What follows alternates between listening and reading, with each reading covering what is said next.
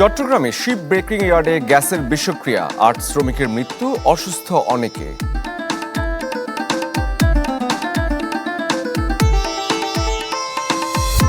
যশোরে পানিতে ডুবে ৩ শিশুর মৃত্যু, আলাদা ঘটনায় ৩ জেলায় ৫ জন নিহত।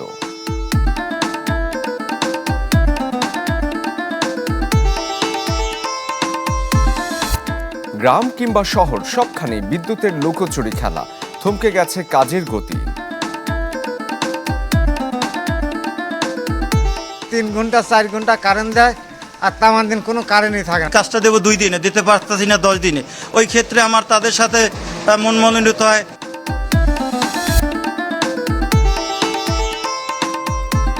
আপনাদের সবাইকে আমন্ত্রণ জানাচ্ছি মেগা ডিজিটাল স্কেল দেশ 24-এ। পুরো আয়োজন জুড়ে আমি শরীফুল হক সাথে আছি। এতক্ষণ শুনছিলেন শিরোনাম, নিয়ে যাচ্ছে পুরো খবরে। চট্টগ্রামের ভাটিয়ারীতে শিপ ব্রেকিং ইয়ার্ডে গ্যাসের বিষক্রিয়ায় অন্তত ৮ শ্রমিকের মৃত্যু হয়েছে। অসুস্থ হয়েছেন বেশ কয়েকজন। ফায়ার সার্ভিসের দাবি, গ্রিন শিপইয়ার্ড হলেও জাহাজ কাটার সময় যথাযথ প্রক্রিয়া অনুসরণ করা হয়নি, যার ফলে ঘটেছে এমন দুর্ঘটনা। স্বজন হারানো আহাজারিতে ভারী ভাটিয়ারির পরিবেশ। কেউ হারিয়েছেন ছেলে, কেউ স্বামী, কেউ বা ভাই। ফেরদৌস শিপইয়ার্ডে দুর্ঘটনার পর ঘটনাস্থলে জড়ো হওয়া মানুষের মাঝে ছিল প্রিয়জন হারানো শোক আর কান্না।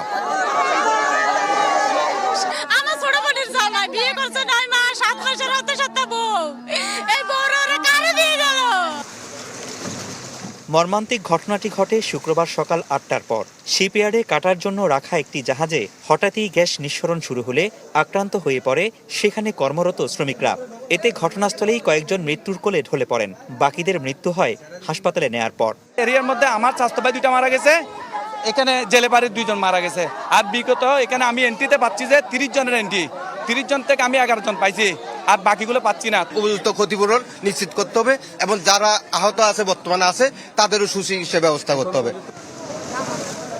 স্থানীয়দের অভিযোগ, দুর্ঘটনার খবর পেয়ে আশেপাশের লোকজন উদ্ধারের জন্য ভেতরে ঢুকতে চাইলেও বাধা দেয় কর্তৃপক্ষ।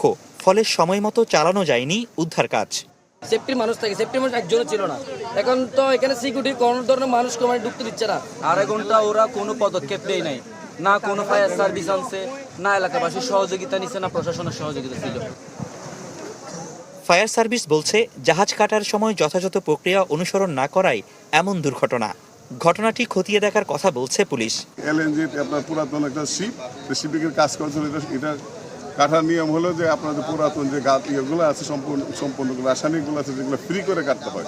শ্রমিকরা যখন এটা ফ্রি অথবা কাঠিংয়ের কাজ করছে তখনই এটা আক্রান্ত হয়ে এই দুর্ঘটনা ঘটছে। ভবিষ্যতে যেন না ঘটে সেই জন্য আমাদের কলকারখানা পরিদর্শক বা বিস্ফোরক পরিদর্শকের মাধ্যমে আমরা এগুলো একটা সিকিউরিটি অডিট করানোর একটা ব্যবস্থা করতে পারি, যাতে পরবর্তীতে এই নিরাপত্তাজনিত যে বিষয়গুলো আছে সেগুলোকে অ্যাড্রেস করা যায়। তবে গাফিলতির কথা অস্বীকার করে ইয়ার্ড কর্তৃপক্ষ জানিয়েছে, আহত নিহতদের সব ধরনের ক্ষতিপূরণ দেবেন তারা। যারা এখানে আহত হয়েছেন ওনাদের সম্পূর্ণ চিকিৎসা এটা আমাদের দায়িত্বে, এবং যারা নিহত হয়েছেন ওনাদের যত ক্ষতিপূরণ আছে রাষ্ট্রীয় নিয়ম অনুযায়ী, এবং আমরা ওনাদের পারিবারিকভাবে যতটুকু যেভাবে ক্ষতিপূরণ আমরা সর্বোচ্চ ক্ষতিপূরণ ইনশাল্লাহ আমরা দেব। নিহত এবং অসুস্থদের বেশিরভাগের বাড়ি ভাটিয়ারী এলাকায়। ফেরদৌস শিপইয়ার্ডটি কয়েক মাস আগে অনুমোদন পাওয়া একটি গ্রিন শিপইয়ার্ড। ফলে দুর্ঘটনার পর ইয়ার্ডটির পুরো কমপ্লায়েন্স নিয়েই উঠেছে প্রশ্ন। রনি দত্ত, চ্যানেল 24, চট্টগ্রাম। যশোরের বাঘারপাড়ায় পুকুরের পানিতে ডুবে 3 শিশুর মৃত্যু হয়েছে। দুপুরে উপজেলার দক্ষিণপাড়া এলাকায় এই ঘটনা ঘটে। স্থানীয়রা জানায়, বাড়ির পাশের পুকুরে গোসল করতে নামে ফাহিমা, লামিয়া এবং সুলতানা। এক পর্যায়ে তাদের সারা শব্দ না পেয়ে খোঁজাখুঁজি শুরু করে পরিবার। পরে 3 জনের মরদেহ উদ্ধার করা হয়। এদিকে রাজশাহীর 4 ঘাটে ভ্যান গাড়ির ব্যাটারি চার্জ দেওয়ার সময় বিদ্যুৎ স্পৃষ্টে শমশেদ আলী নামে একজনের মৃত্যু হয়েছে। তাকে বাঁচাতে গিয়ে প্রাণ গেছে পুত্রবধূ তানিয়া বেগমেরও।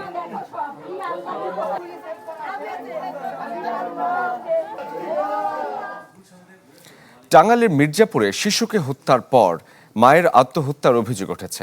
সকালে আনাইতারা ইউনিয়নের ধুপুরিয়া গ্রামে তালাবদ্ধ ঘর থেকে মা ও শিশুর মরদেহ উদ্ধার করা হয়। পুলিশ জানায়, নিহত কণিকার স্বামী রাজীব সিলেটে থাকেন। ধারণা করা হচ্ছে, পারিবারিক কলহের জেরে মেয়েকে গলা টিপে হত্যার পর নিজে আত্মহত্যা করেন। এদিকে ঝিনাইদহের মহেশপুরে মাদকের টাকা না পেয়ে মাকে ছুরিকাঘাতে হত্যার অভিযোগ উঠেছে ছেলের বিরুদ্ধে। পরে অভিযুক্ত ইখলাসকে পুলিশে সোপর্দ করে এলাকাবাসী।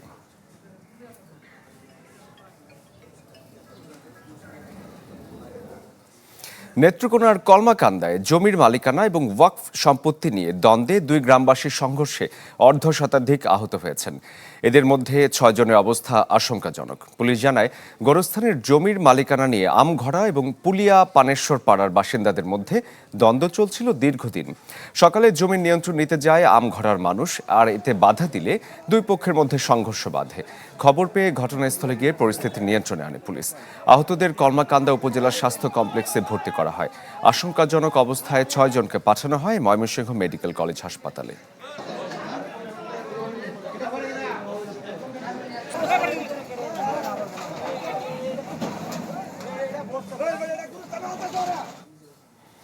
গ্রাম কিংবা শহর সবখানেই বিদ্যুতের লুকোচুরি খেলা। থমকে গেছে কাজের গতি।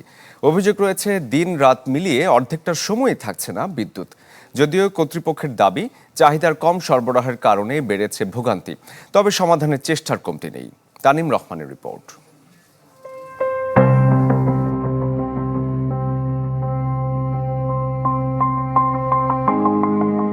ফ্যান থেমেছে, নিভেছে লাইট, এই আসছে আবার যাচ্ছে, কখনো ঘন্টা, কখনো কয়েক ঘন্টা। গ্রাম থেকে শহর বিদ্যুতের এই লুকোচুরি খেলা এখন নিত্যদিনের।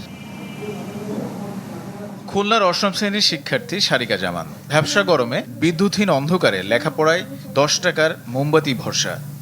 স্কুলে গেলেও কারেন্ট থাকছে না, তারপর সন্ধ্যায় যখন পড়তে বসি তখনও কারেন্ট থাকছে না, এক হাত দিয়ে বাতাস করা লাগছে। বরিশালের কাগাসোরা বাজারের ওয়েল্ডিং ব্যবসায়ী কামাল, বিদ্যুৎ বিভ্রাটে থেমেছে কাজের গতি। 3 দিনের কাজ শেষ হয় না 10 দিনেও। পার্টির অর্ডার লই আমি কাজটা দেবো 2 দিনে, দিতে পারতাছি না 10 দিনে। ওই ক্ষেত্রে আমার তাদের সাথে মন মনোনীত হয়, কাজের বিঘাত করে আর একটা নতুন করে অর্ডার লবো, সেটা লইতে পারতাছি না। 56,000 বর্গমাইলে গ্রাম থেকে শহর সবখানেই এখন তীব্র লোডশেডিং। কোথাও 2 ঘন্টা, কোথাও তারও বেশি। তীব্র গরমে সবচেয়ে বেশি সমস্যায় শিশু ও বয়োবৃদ্ধরা। পাখা নিয়ে বাতাস দিয়া বাচ্চারা কোলে গরমে খুবই হয়ে অস্থির হয়ে যাচ্ছে। শুধু খালি কারেন্ট যায় আর আসে, যায় আর আসে, বিল আমাকে ঠিকই ওঠে। বিদ্যুৎ যে কখন আসে কখন যায় সেটাই আমরা সঠিকভাবে বলতে পারি না। 3 ঘন্টা 4 ঘন্টা কারেন্ট দেয়, আর তামান দিন কোনো কারেন্টই থাকে না। দীর্ঘ সময় লোডশেডিংয়ে বিভিন্ন এলাকায় বিদ্যুৎ অফিস ও উপকেন্দ্রগুলোর উপর ক্ষোভ ছাড়ছেন গ্রাহকরা। এতে বিদ্যুৎ স্থাপনা ও কর্মকর্তা কর্মচারীদের নিরাপত্তার চেয়ে প্রশাসনের কাছে চিঠিও দিয়েছে দেশের অন্তত 80টি পল্লী বিদ্যুৎ সমিতি। স্ট্রিট লাইট নেই, ঘরে লাইট নেই, কোথায় যাবে মানুষ? মানুষকে যাওয়ার একটা জায়গা তৈরি করতে সেটাও তো দেখতে হবে। দেখতে হলে তো আলো লাগবে, আলো নাই।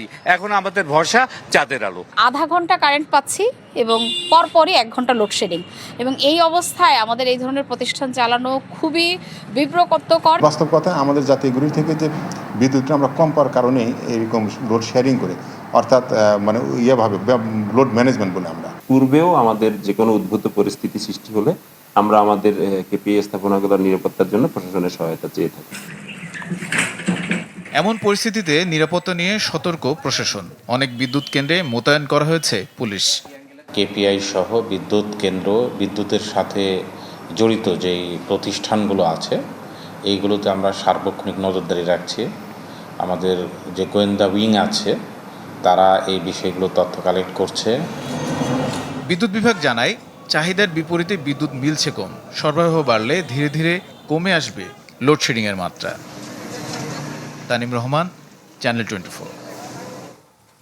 দর্শক, রাজধানীর বাইরে লোডশেডিংয়ের এই মুহূর্তে বাস্তব চিত্রটা কেমন সে খবর আপনাদের জানাতে চাই। ময়মনসিংহ থেকে সহকর্মী সুলতান মাহমুদ কনিক আছেন এবং মুন্সিগঞ্জ থেকে আসেন শুভ ঘোষ। শুরুতে কনিকের কাছে জানতে চাই, কনিক, দিনে কয় ঘন্টা করে বিদ্যুৎ যাচ্ছে এবং এই লোডশেডিংয়ের ফলে মানুষের জীবনে কিরকম প্রভাব পড়ছে?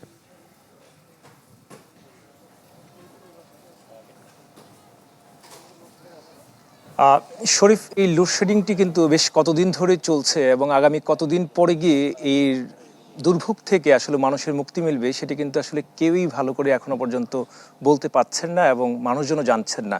বলে রাখি যে ময়মনসিংহ বাংলাদেশ বিদ্যুৎ উন্নয়ন বোর্ড ময়মনসিংহ জোনের আন্ডারে 6টি জেলা রয়েছে। ময়মনসিংহ, শেরপুর, জামালপুর, নেত্রকোনা, কিশোরগঞ্জ এবং টাঙ্গাইল। এই 6টি জায়গায় পিডিবির আওতায় প্রায় 1350 মেগাওয়াট থেকে 1200 মেগাওয়াট পর্যন্ত প্রতিদিনের চাহিদা রয়েছে।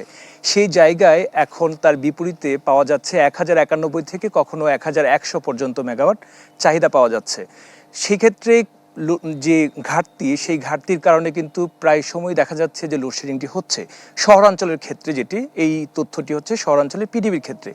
তবে ভয়াবহ যে চিত্র সেটি হচ্ছে গ্রামাঞ্চলে, অর্থাৎ পল্লী বিদ্যুৎ যে সমিতি রয়েছে যার মাধ্যমে গ্রামীণ পর্যায়ে প্রত্যন্ত জায়গায় যে সংযোগগুলি দেওয়া হয়েছে, সেখানে কিন্তু গ্রাহকরা যারা আছেন বিশেষ করে এই পল্লী বিদ্যুতের আওতায়, তাদের কিন্তু ভোগান্তিটি অনেক বেশি হচ্ছে। কোনো কোনো গ্রামাঞ্চলে আমরা এমনও দেখেছি যে সেখানে 5 ঘন্টা 7 ঘন্টা পর্যন্ত বিদ্যুৎ আসছে না, এবং গ্রামের মানুষজন বলছে যে আসলে কখন বিদ্যুৎ আসবে সেটি হচ্ছে আসল বিষয়। যাওয়ার বিষয়টি হচ্ছে যে যখন ইচ্ছে তখন যাচ্ছে, আবার আসবে কখন তার জন্য মূলত আসলে তারা অপেক্ষায় থাকে। তবে এই বিদ্যুৎ বিভ্রাটের কারণে সবচেয়ে বেশি ক্ষতিগ্রস্ত হচ্ছেন প্রান্তিক পর্যায়ের যে সমস্ত ক্ষুদ্র খামারিরা রয়েছেন, বিশেষ করে যাদের পোলট্রি মুরগির শেড রয়েছে এবং সেখানে কিন্তু বিদ্যুতের একটি চাহিদা রয়েছে। সেই জায়গায় এই সমস্ত জায়গায় কিন্তু ক্ষতিগ্রস্ত হচ্ছে। পাশাপাশি কিছু কারখানা রয়েছে যেগুলি, সেখানেও কিন্তু ক্ষতিগ্রস্ত হচ্ছেন যে সকল উদ্যোক্তারা আছেন তারা বলছেন যে অন্ততপক্ষে নিরবিচ্ছিন্ন যে বিদ্যুৎ সরবরাহ সেটি করার জন্য যেন দ্রুতগতিতে একটি ব্যবস্থা নেওয়া হয়, সেটি তারা চাচ্ছেন। পাশাপাশি শহরাঞ্চল এবং গ্রামাঞ্চলের যে বৈষম্য, সেই বৈষম্য যেন দূর করা হয়। তবে একটি বিষয় দেখেছি যে যেহেতু অতিরিক্ত গরম চলছে এবং এই অতিরিক্ত গরমের কারণে গ্রামাঞ্চলের যে পল্লী বিদ্যুৎ, সেখানে কিন্তু অনেক জায়গায় 400 থেকে 450 পর্যন্ত কিন্তু মেগাওয়াটের লোডশেডিং কিন্তু দিতে হচ্ছে বাধ্য হয়ে, সেটি তারা বলছেন। এবং সম্প্রতি বেশ কয়েকজন ম্যানেজার যারা রয়েছেন পল্লী বিদ্যুৎ সমিতির, তারা কিন্তু প্রশাসনকে জানিয়ে রেখেছেন এবং এই দিকে যেন কিছুটা যেন নজর রাখে সেজন্য বলছেন, কারণ ক্ষুব্ধ মানুষজন কখন কি করে সেজন্য তারা আগে থেকে কিছুটা শঙ্কিত এবং তার জন্য নিরাপত্তা চেয়ে রেখেছেন। এখন আসলে অপেক্ষায় থাকতে হবে, আসলে যেহেতু এটি সারা দেশের ইস্যু, সুতরাং ময়মনসিংহের ক্ষেত্রেও তার ব্যতিক্রম নয়। সবাই অপেক্ষায় আছেন আসলে দ্রুত এই বিদ্যুৎ সরবরাহটি স্বাভাবিক হবে এবং মানুষের জীবনযাত্রা। অনেক অনেক ধন্যবাদ আপনাকে। এবারে শুভর কাছে জানতে চাই মুন্সিগঞ্জের চিত্র। শুভ। শরীফ, দেখুন আসলে ঘন্টার পর ঘন্টা বিদ্যুৎ না পেয়ে প্রতিদিন যে তীব্র লোডশেডিং হচ্ছে, এর বিপরীতে মানুষ আসলে যে ক্ষুব্ধ প্রতিক্রিয়া জানাচ্ছেন সেটি আসলে ব্যাখ্যা করা কঠিন। তবে তাদের অভিযোগ রয়েছে যখন তারা মসজিদে নামাজ আদায় করতে যাচ্ছেন তখন কিন্তু তারা বিদ্যুৎ পাচ্ছেন না। একই পরিস্থিতি বাসাবাড়িগুলোতেও, সেখানে কিন্তু 24 ঘন্টার মধ্যে কোনো কোনো অঞ্চলে 10 থেকে 12 ঘন্টা বিদ্যুৎ পাওয়া যাচ্ছে না। একই পরিস্থিতি হচ্ছে যে রাতে, তখন তারা সবচেয়ে বেশি ক্ষুব্ধ প্রতিক্রিয়া জানিয়ে যেটি বলেছেন, সারাদিন দীর্ঘ খাটুনির পর তারা যখন রাতে একটু স্বস্তির নিদ্রায় কিংবা ঘুমের জন্য আসলে বাড়িতে অবস্থান করেন, সেই সময়টাতে যখন মধ্যরাতে বিদ্যুৎ চলে যায় এবং কয়েক ঘন্টা সেই লোডশেডিংটি অতিবাহিত হওয়ার পর যখন আবার কারেন্ট আসে, ভোর রাতে গিয়ে তাদের ঘুমাতে হয় এবং সুনির্দিষ্ট সময়ে কিন্তু তাদেরকে আবার প্রতিদিন জীবিকার তাগিদে বের হয়ে আসতে হয়। এটি আসলে সবচেয়ে বেশি বিড়ম্বনা, সেটি বলছেন। এবং এই বিদ্যুৎ না থাকার কারণে কিন্তু বিভিন্ন শিক্ষা প্রতিষ্ঠানে শিক্ষার্থীদের ভোগান্তি হচ্ছে। অন্ধকারে অনেকে শ্রেণীকক্ষে ক্লাসে পাঠদান চলছে। একই পরিস্থিতি কিন্তু তৈরি হচ্ছে কখনো কখনো সরকারি বেসরকারি বিভিন্ন প্রতিষ্ঠান, বিশেষ করে থানাতে যখন মানুষ সাধারণ ডায়েরি কিংবা জিডি করতে যায়, তখন বিদ্যুৎ না থাকার কারণে কিন্তু ঘন্টার পর ঘন্টা তাদের অপেক্ষায় থাকতে হয়। এছাড়াও সরকারি হাসপাতালগুলোতেও কিন্তু আসলে লোডশেডিং এর প্রভাব পড়েছে। সেখানেও কিন্তু আমরা দেখছি যে মাঝে মধ্যে বিদ্যুৎ থাকছে না, যদিও জরুরি সেবার লাইন থাকা কথা রয়েছে সেখানে, তারপরেও কিন্তু সেখানে লোডশেডিং দিতে হচ্ছে। এই বিষয়গুলো নিয়ে আমরা স্থানীয় সাধারণ মানুষের সাথে কথা বলেছি। তারা বলছেন যত দ্রুত সম্ভব এই সংকটটি নিরসনের তাগিদ তারা দিয়েছেন। তবে এই দীর্ঘদিন ধরে বিদ্যুৎ নিয়ে যে আসলে সংকট তৈরি হয়েছে, এটি নিয়ে কিন্তু ক্ষুব্ধ এলাকাবাসী কয়েক দফায় পল্লী বিদ্যুৎ সমিতির অফিস ঘেরাও করেছে। তাদের পক্ষ থেকে কিন্তু স্পষ্ট বক্তব্য হচ্ছে যে বিদ্যুৎ তারা উৎপাদন করে না, যেহেতু তারা বন্টন এবং বিতরণ করে, সেই ক্ষেত্রে তাদেরকে যে পরিমাণ সাপ্লাই দেওয়া হচ্ছে সেটি কিন্তু তারা বন্টন করার চেষ্টা করছেন। তবে তারা আমাদেরকে জানিয়েছে প্রতিদিন 180 থেকে 200 মেগাওয়াট গড় বিদ্যুতের চাহিদা রয়েছে মুন্সিগঞ্জে। তার বিপরীতে কিন্তু মাত্র 100 মেগাওয়াট কিংবা কখনো 150 মেগাওয়াট পর্যন্ত সর্বোচ্চ সাপ্লাই তারা পাচ্ছে। তার ফলে কিন্তু 30 থেকে 50% লোডশেডিং দিয়ে সেই ঘাটতিটি মেটাতে শুভ, হচ্ছে। আপনাকে অনেক ধন্যবাদ আমাদের সাথে যোগ দেওয়ার জন্য। দর্শক, আমরা আপনাদের জানাচ্ছিলাম বিদ্যুৎ সংকটের চিত্র ময়মনসিংহ এবং মুন্সিগঞ্জ থেকে। শুধুমাত্র কিন্তু বিদ্যুৎ নয়, বিদ্যুতের পাশাপাশি গ্যাসের জন্য কিন্তু হাহাকার চলছে চারদিকে। সরবরাহ কমে যাওয়ায় বন্ধ রয়েছে বেশিরভাগ ফিলিং স্টেশন। এ বিষয়ে আরো বিস্তারিত খবর জানাতে টাঙ্গাইল থেকে সহকর্মী মাসুদ রানা আমাদের সাথে যুক্ত হয়েছেন। রানা, গ্যাসের যে চিত্রটা ছিল, মাঝখানে গ্যাস কিছুটা এসেছিল, এখন আবারও সংকট, কি অবস্থা টাঙ্গাইলে?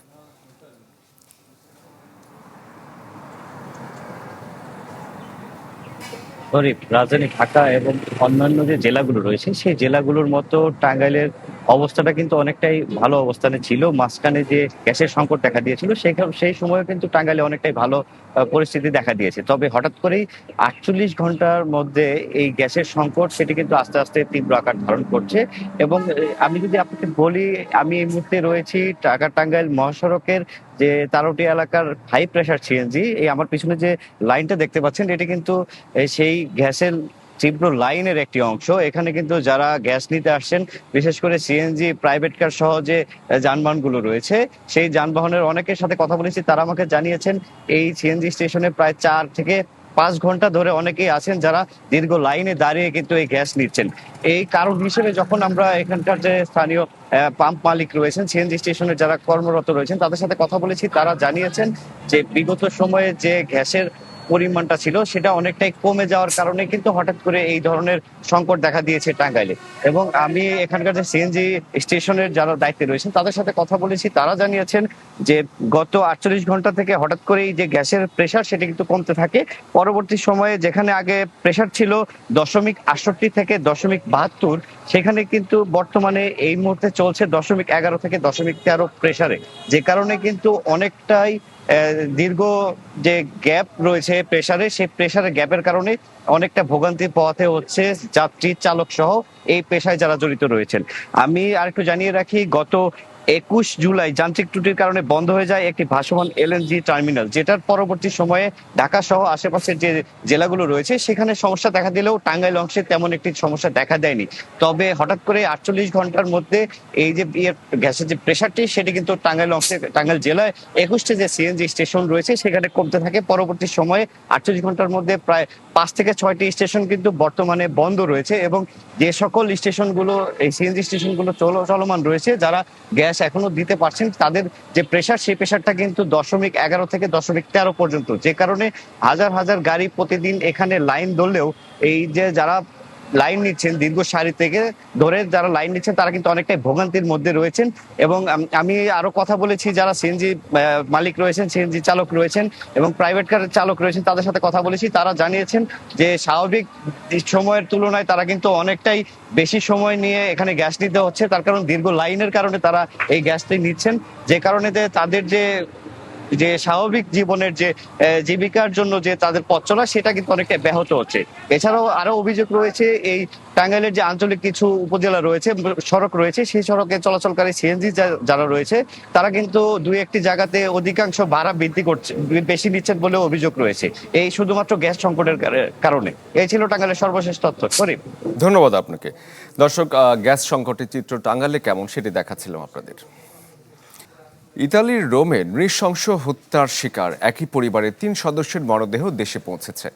সকালে শাহজালাল আন্তর্জাতিক বিমানবন্দর থেকে নোয়াখালীর কোম্পানিগঞ্জে নিয়ে যাওয়া হয় তাদের লাশ। এই ঘটনায় দ্রুত বিচার চান স্বজনরা। এরই মধ্যে শাহাদাত নামে এক বাংলাদেশিকে অভিযুক্ত হিসেবে শনাক্ত করেছে ইতালির পুলিশ। উন্নত জীবনের স্বপ্ন নিয়ে ইতালিতে পাড়ি দিয়েছিল পরিবারটি, কিন্তু রোমে এক রাতেই সব শেষ। 26 জুন নিজ বাসায় নৃশংস হামলায় নিহত হন অয়নের বাবা, মা ও ছোট বোন। গুরুতর আহত অবস্থায় প্রাণে বেঁচে যান অয়ন। সেই রাতের ভয়াবহ স্মৃতি নিয়েই শুক্রবারে দেশে ফিরেছেন। সাথে 3টি কফিনে ফিরেছেন তার বাবা, মা আর ছোট বোন। সবাই ঘুমাইতেছে বলে কোনো কিছু বুঝে ওঠার আগে ফার্স্ট কোপ মারি দিছে এই জায়গায়। 2-3 মিনিট ওর আমি ঠেকাইছি, ও যেমনে পারতেছে অমনে কোপ দিছে। একবার ঠেকানোর পর আমি ওর ডান হাত ধরে ফেলছি ধামাসহ। হত্যাকাণ্ডের ঘটনায় শাহাদাত নামে এক বাংলাদেশি প্রবাসীকে শনাক্ত করেছে ইতালির পুলিশ। তাকে গ্রেপ্তার করে বিচারের মুখোমুখি করতে তদন্ত চলছে। দ্রুত তদন্ত শেষ করে হত্যাকারীর সর্বোচ্চ শাস্তি নিশ্চিতের দাবি জানিয়েছেন নিহতের স্বজনরা।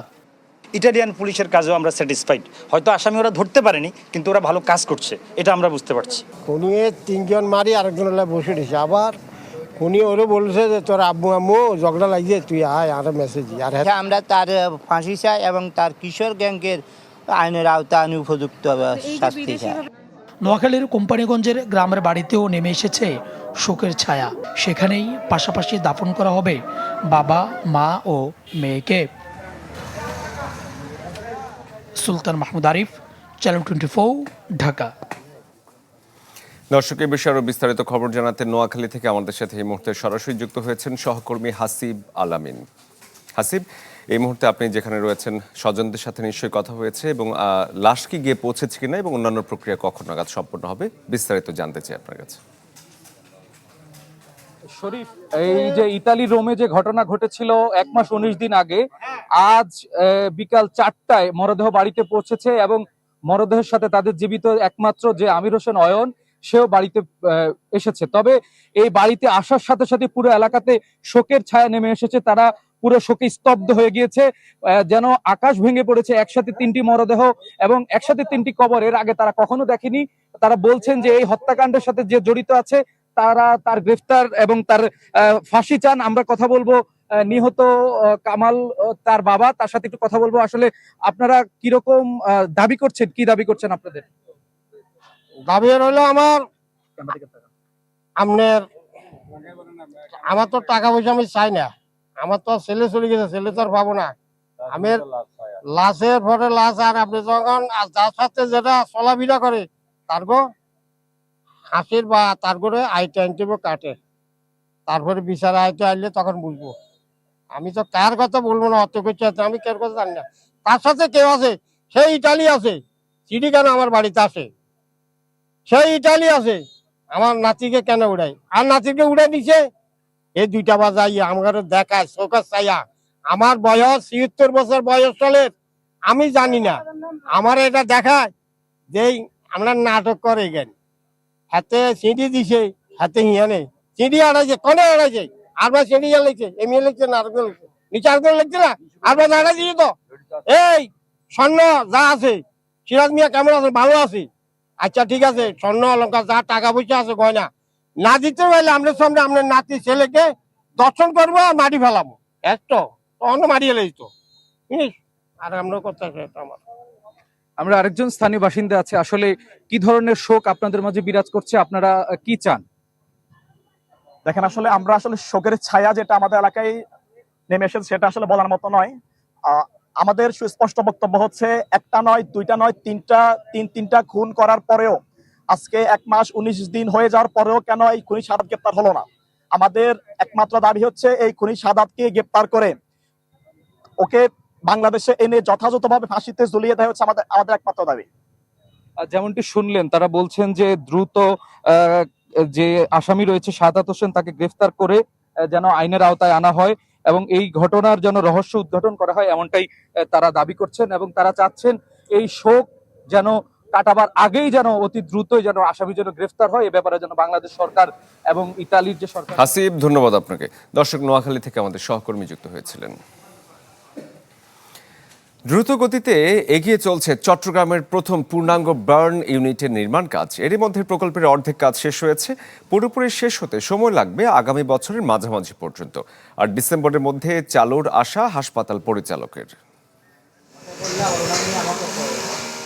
6তলা ভবনের মূল কাঠামোর নির্মাণ শেষ। এখন চলছে ভবনটি ব্যবহার উপযোগী করার শেষ পর্যায়ের কাজ।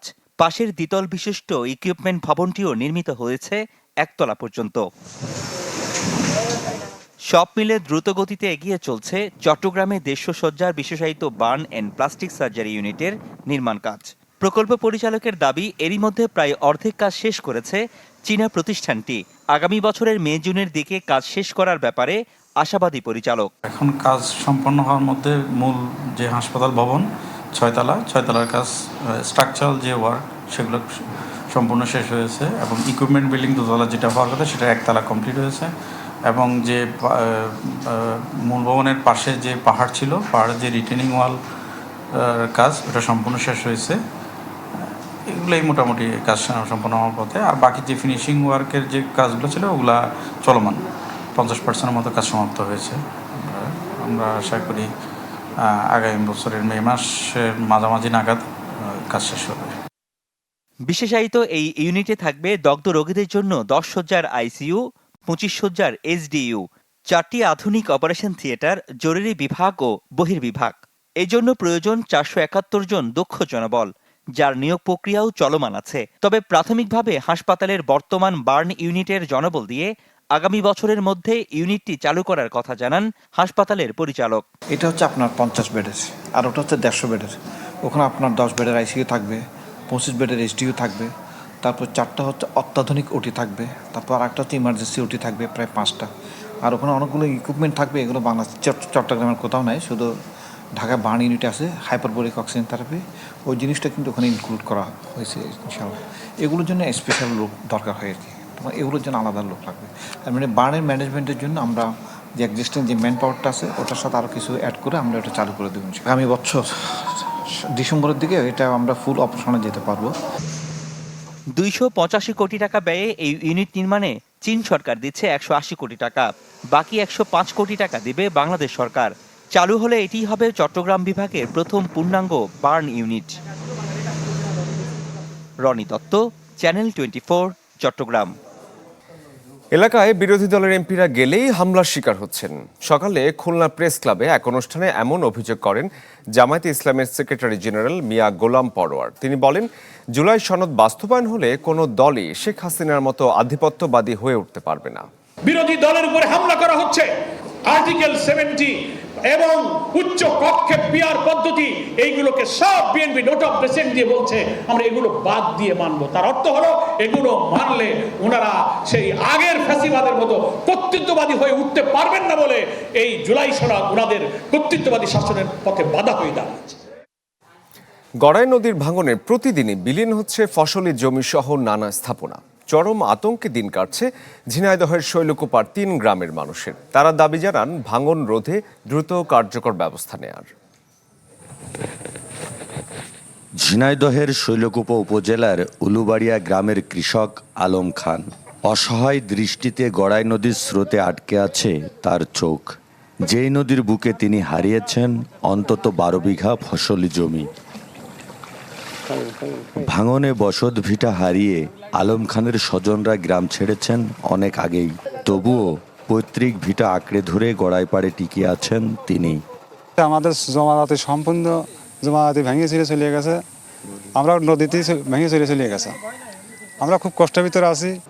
কৃষক আলম খানের মতো এমন কষ্টের গল্প উলুবাড়িয়া ছাড়াও বন্দেখালী এবং মাঝদিয়া গ্রামের অসংখ্য মানুষের। এখানকার প্রায় 5.5 কিলোমিটার জমি চলে গেছে নদীগর্ভে। বিলীন হয়েছে বসতবাড়ি এবং ফসলি জমি। এখনও ভাঙনের ঝুঁকিতে গ্রামীণ সড়ক। ফসলি জমি ভেঙে চলে গেছে এবং আমাদের শরিক সারা নদী পাড়ে যারা বাড়ি ছিল অনেকেই চলে গেছে। বসত করাই খুবই কষ্ট, আমাকে বাচ্চা কাচ্চা নিয়ে ঘুমাই, খুবই রিক্সে। ভাঙতে দেখতেছেন না, মনে হয় 200-400 পাখি জমি চলে গেছে এই নদী ভাঙনে। সরকার যদি দ্রুত ব্যবস্থা না নেয় যে কোনো মুহূর্তে এই যা ভাঙনের শেষ খেলার নদী এক হয়ে যাবে, হাজার হাজার কৃষক চাষ করতে পারবে না। এদিকে এসব ভাঙন রোধে ব্যবস্থা গ্রহণের আশ্বাস পানি উন্নয়ন বোর্ডের। সম্ভাব্যত সমীক্ষা রিপোর্ট সেটা পেয়ে গেছি অনেকগুলি পয়েন্টে, 6-7টা কি 5টা পয়েন্টে আমার 5.5 কিলোর মতো জায়গায় আমরা ব্লক দিয়ে স্থায়ী কাজ করব। এটার জন্য আমাদের এখন প্রসেস চলমান আছে। গেল কয়েক বছরে নদীগর্ভে বিলীন হয়েছে প্রায় 600 একর ফসলি জমি আর কয়েকশো ঘরবাড়ি। সাদ্দাম হোসেন, চ্যানেল 24, ঝিনাইদহ। দর্শক, এই ছিল মেগা ডিজিটাল স্কেল দেশ 24। এতক্ষণ যারা আমাদের সঙ্গে ছিলেন সবাইকে ধন্যবাদ জানাচ্ছি।